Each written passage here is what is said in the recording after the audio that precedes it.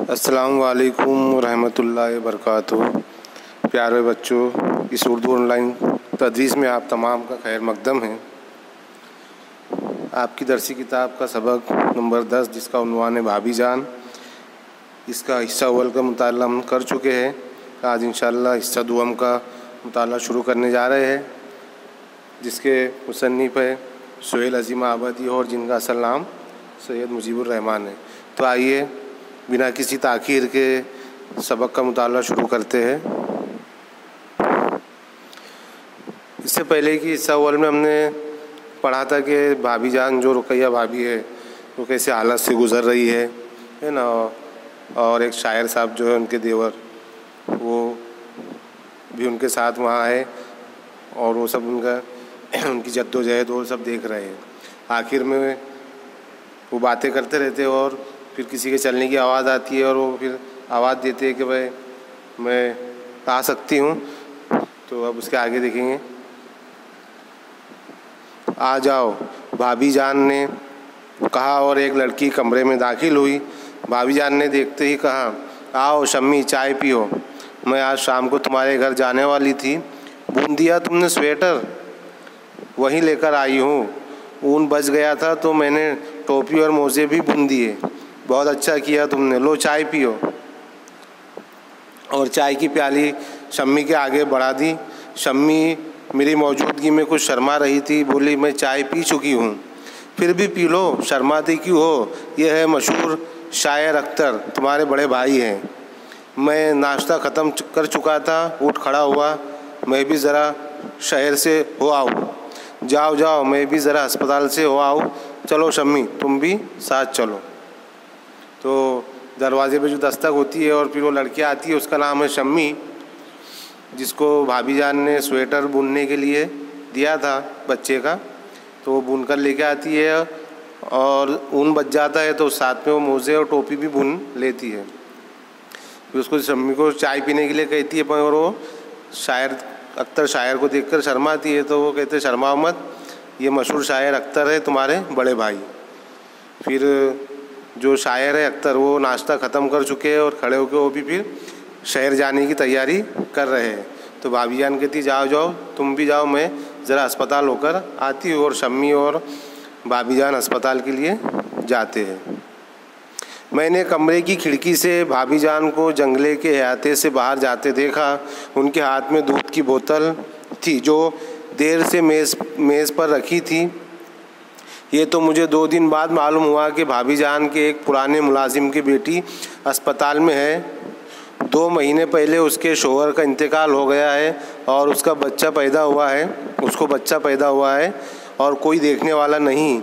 भाभी जान खुद ही 2 फरलांग दोनों वक्त पैदल जाती और दूध पहुंचाती है और स्वेटर और मोज़े उसी बच्चे के लिए बुनवाए थे क्योंकि सर्दी का मौसम शुरू होने वाला था। और शम्मी उनके कॉलेज की गरीब तालिब इल्म थी जो सिर्फ उनकी मदद के सहारे पढ़ रही थी। तो शायर अख्तर कह रहे कि मैंने कमरे की खिड़की से भाभी जान को जंगल के अहाते से बाहर जाते देखा। उनके हाथ में दूध की बोतल थी जो बहुत वक्त देर से मेज़ पर रखी हुई थी। और वो कह रहे कि मुझे 2 दिन बाद मालूम हुआ कि भाभी जान के एक पुराने मुलाजिम की बेटी अस्पताल में है और 2 महीने पहले उसके शौहर का इंतकाल हो गया है और वो लड़की को के यहाँ एक बच्चा आया है। तो उसको देखने वहाँ पर उसको देखने वाला कोई नहीं है।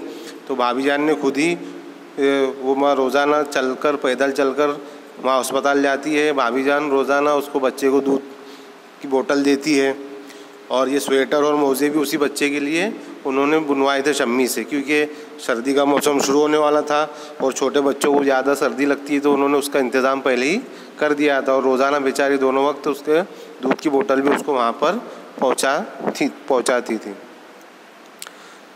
भाभी जान से मेरी दूसरी मुलाकात थी। अलबत्ता ख़त व किताबात थी, लेकिन 3 दिन साथ रहकर मालूम हुआ कि वो आदमी नहीं मशीन थी। सुबह उठकर काम शुरू कर देती थी। उनका ज़माना बदल चुका था। कभी 4-5 नौकर और मामाएँ होती थी, अब उनके पास सिर्फ एक नौकर था जो बाज़ार से सौदा लाता और खाना भी पकाता था। रुपयों की तंगी थी। पहले 1000 रुपये अपने शौक़ पर खर्च कर दिया करती थी, अब 400 रुपये माहवार पर लड़कियों के कॉलेज में लेक्चरर थी और 50 रुपये माहवार एक लड़की को पढ़ाने के मिलते थे। ले देकर ही उनकी आमदनी थी और खर्च अपनी जगह पर था, बल्कि ज़्यादा ही अपना और बच्चों का खर्च होता तो किसी तरह पूरा हो जाता, लेकिन खर्च बढ़ गया था।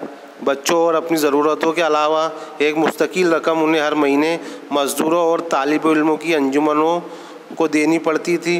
कॉन्फ्रेंसों और जलसों में शिरकत के लिए सफ़र में रेल का किराया अदा करना पड़ता था। 2 गरीब लड़कियां सिर्फ उनकी मदद से पढ़ रही थी। तो यह बताया गया है कि भाभी जान, वो जो शायर अख्तर है, वो कह रहे हैं कि भाभी जान से सिर्फ मेरी दूसरी मुलाकात थी, लेकिन ख़तों किताबात के ज़रिए बातचीत होती रहती थी।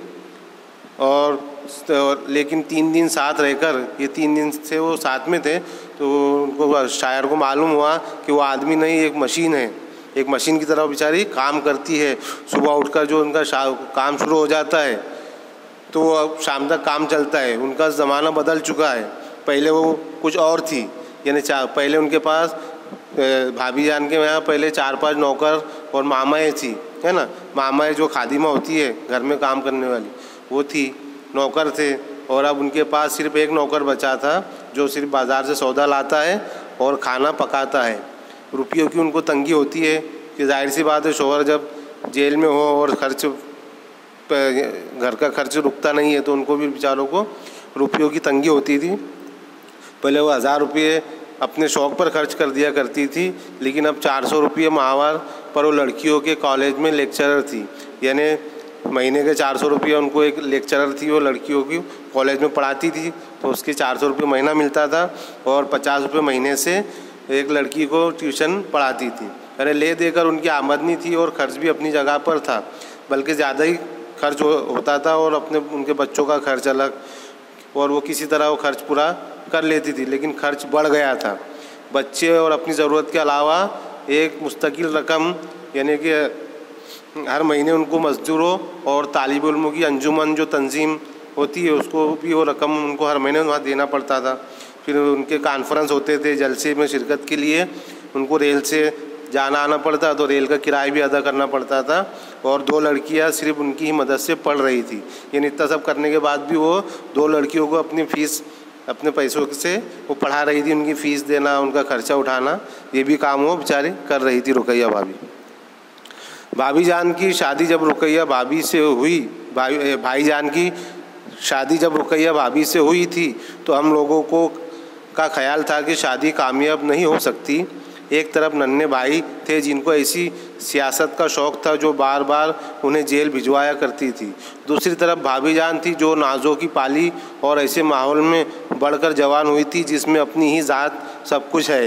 कुछ लोगों का ख्याल था कि भाईजान भी सियासत के चक्कर से निकलकर बैरिस्टरी करेंगे, अपनी आलीशान से कोठी में शान की ज़िंदगी गुजारेंगे, या फिर आराम कुर्सी वाली सियासत चलेगी और किताबों की बातें दोहराई जाएंगी।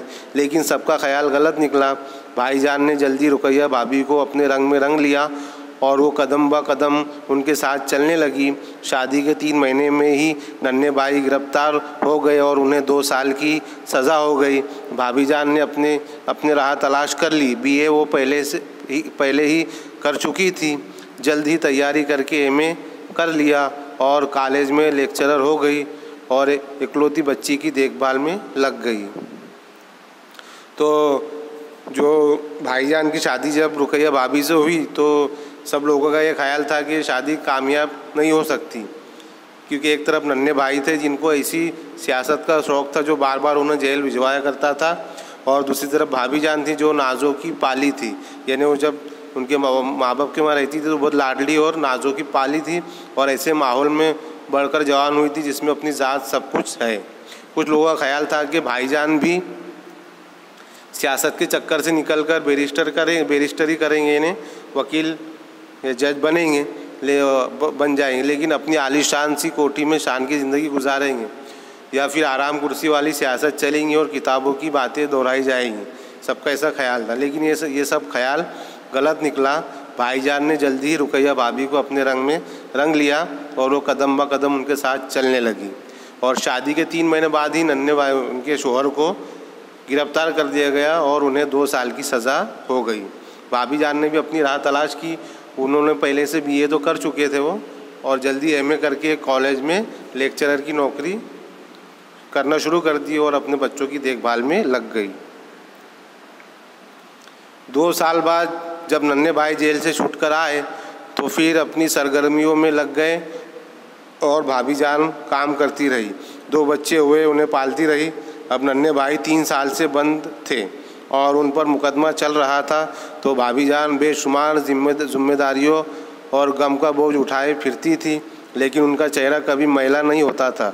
वो अपने गम को मुसर्रत समझने लगी है और गम में खुशी का पहलू निकाल लेती है।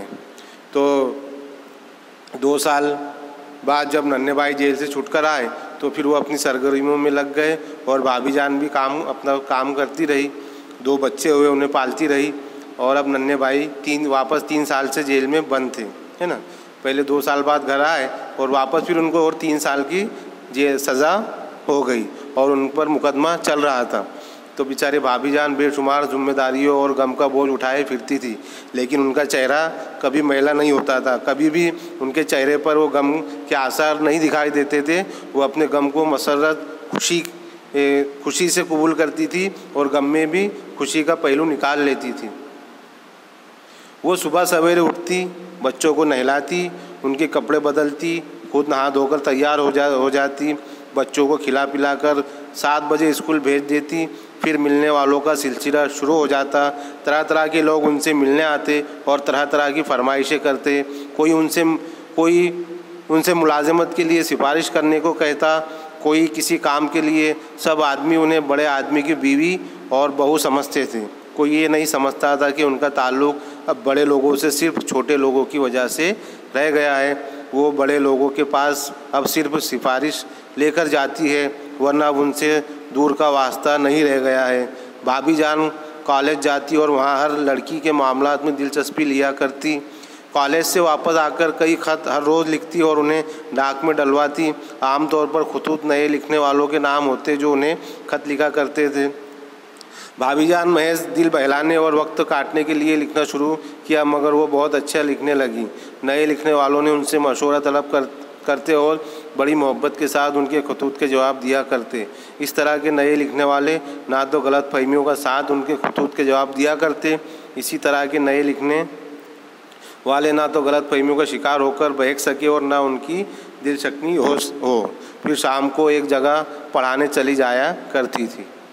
तो ये इसमें भाभी जान के पूरे दीन के मामलात का जिक्र किया गया है कि रुकैया भाभी जो पूरा उनका दिन कैसे गुजारती थी, वो चीज़ ये इसमें बताया गया है कि उनकी क्या मसरूफियत रहती थी।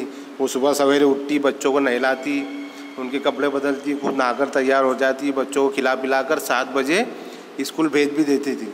फिर उनके घर में मिलने वालों का सिलसिला शुरू हो जाता। तरह तरह के लोग उनसे मिलने आते और तरह तरह की फरमाइशें करते।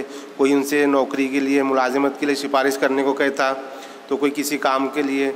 सब आदमी उन्हें बड़े आदमी की बीवी और बहू समझते थे, क्योंकि वो पहले से उनका सियासत में उनका शोहर था, तो ये सब काम उनके वहाँ होते थे। लेकिन कोई ये नहीं समझता था कि उनका ताल्लुक़ अब बड़े लोगों से सिर्फ छोटे लोगों की वजह से रह गया है। यानी छोटे लोगों का काम वो बड़े लोगों के पास ले जाती है, सिर्फ उतना ही उनका ताल्लुक़ है। वो बड़े लोगों के पास सिर्फ अब सिफारिश लेकर जाती है, वरना उनका बड़े लोगों से दूर तक कोई वास्ता नहीं है। फिर भाभी जान कॉलेज जाती और वहाँ हर लड़की के मामलात में दिलचस्पी लिया करती। कॉलेज से वापस आकर रोज़ाना खतूत लिखती और डाक में डलवाती, और खुद उनका दिल बहलाने के लिए उनको खतूत लिखने का भी बहुत शौक़ था। फिर लोगों का भी उनको ख़त का जवाब आता और इतना अच्छा लिखने लगी थी कि नए जो लिखने वाले थे उनके पास मशवरा लेने आते थे ख़त लिखने के लिए। इस तरह से उनकी ज़िंदगी में मसरूफ़ रहती थी और फिर शाम को एक जगह पढ़ाने भी जाया करती थी कॉलेज से आने के बाद। तो इस तरह उनकी पूरी दीन की मसरूफियत का ये उसमें बयान किया गया है। तो अज़ीज़ तलबा और तालिबात, ये हिस्सा दुआ में मुकम्मल होता है। इंशाअल्लाह नई वीडियो के साथ हिस्सा सुबह में हाजिर होंगे। अल्लाह हाफिज़।